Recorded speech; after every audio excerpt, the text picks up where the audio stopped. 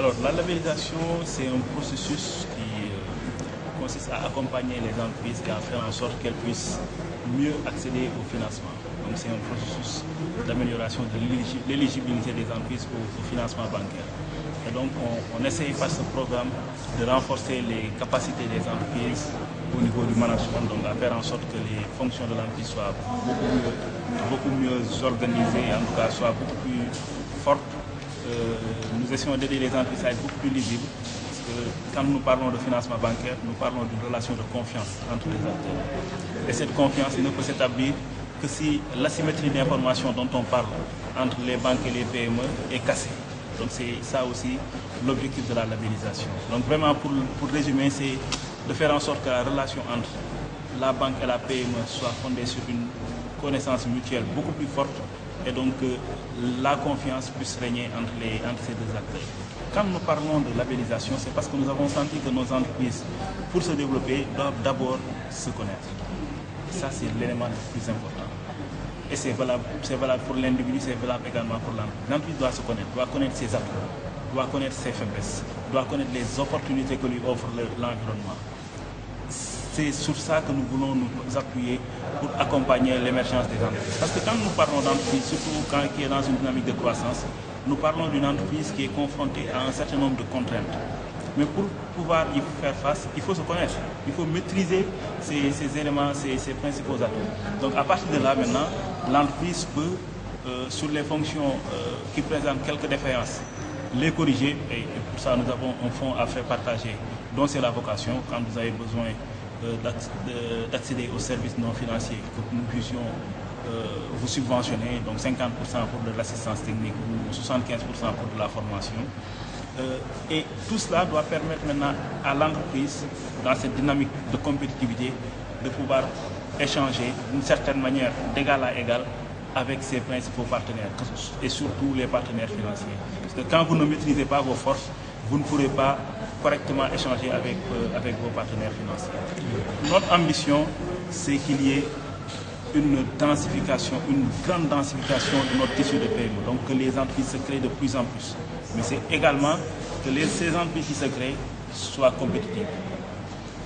Et c'est pour ça que nous avons une offre de services qui va de la création de l'entreprise à la limite jusqu'à la liquidation. Donc dans tout le cycle de vie de l'entreprise, nous avons un certain nombre de services qui permettent de prendre en charge ces préoccupations. Donc nous avons un guichet de formalisation, d'information et de formalisation pour les entreprises qui se créent.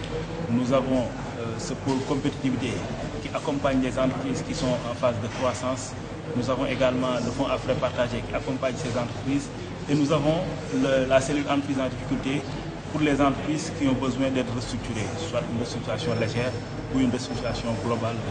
Donc, un certain nombre de services qui permettent de prendre en charge tous les besoins de l'entreprise, quel que soit son stade de développement.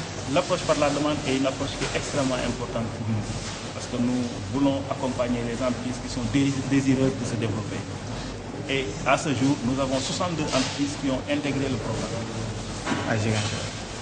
Pas à Ziguinchor. À Ziguinchor, nous avons 5 entreprises qui sont déjà là-dedans. Maintenant, sur tout le territoire, nous avons 62 entreprises qui sont dans le programme. Et ça montre que ce programme présente de l'intérêt pour les entreprises. Maintenant, l'ambition que nous avons à travers ces journées d'information, c'est d'arriver à 300 avant la fin de l'année. Parce que les 62, c'était avant le début des journées d'information. Nous avons démarré lundi de la semaine dernière à Dakar.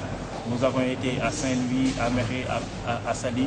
Aujourd'hui et demain, nous sommes à Ziguinchor pour discuter avec les acteurs. Et c'est pour faire en sorte qu'on puisse avoir le maximum d'entreprises qui adhèrent au programme et donc qui s'engagent avec nous dans ce processus de transparence. Et justement, quels sont les critères d'adhésion? Les critères sont relativement simples. Le premier, c'est que l'entreprise doit être une PME. Et au Sénégal, nous avons une loi qui définit la PME globalement comme toute entreprise qui a un chiffre d'affaires qui est inférieur à 5 milliards. Le deuxième élément, c'est que l'effectif au niveau de l'entreprise doit être inférieur à 250 employés. Donc si une entreprise a 100 millions de chiffre d'affaires, elle est éligible. Si elle a 4 milliards 9, elle est éligible. Il y a un deuxième critère qui touche maintenant à la comptabilité. Dans ce programme de labellisation, nous utilisons un outil que nous appelons e-rating, qui utilise essentiellement des états financiers pour faire une analyse financière et une analyse de scoring. Donc, le deuxième critère touche à cela. Nous avons besoin d'avoir au moins 2 états financiers d'une entreprise pour pouvoir faire cette analyse financière. Donc, ce sont là les 2 critères. Être PME et disposer d'au moins 2 états financiers consécutifs pour qu'on puisse démarrer le processus de labellisation. Vu l'importance de la région, 5 c'est excessivement faible. Maintenant, notre ambition, c'est au sortir de nos journées d'information, que nous puissions permettre à au moins 30 à 50 entreprises de la région de Ziguinchor de pouvoir accéder à ce programme. Comme je le disais tantôt, nous avons l'ambition d'accompagner 300 entreprises cette année et nous comptons beaucoup sur la région de Ziguinchor parce que le potentiel qui y est extraordinaire et il serait vraiment anormal que nous ne puissions pas exploiter ce potentiel.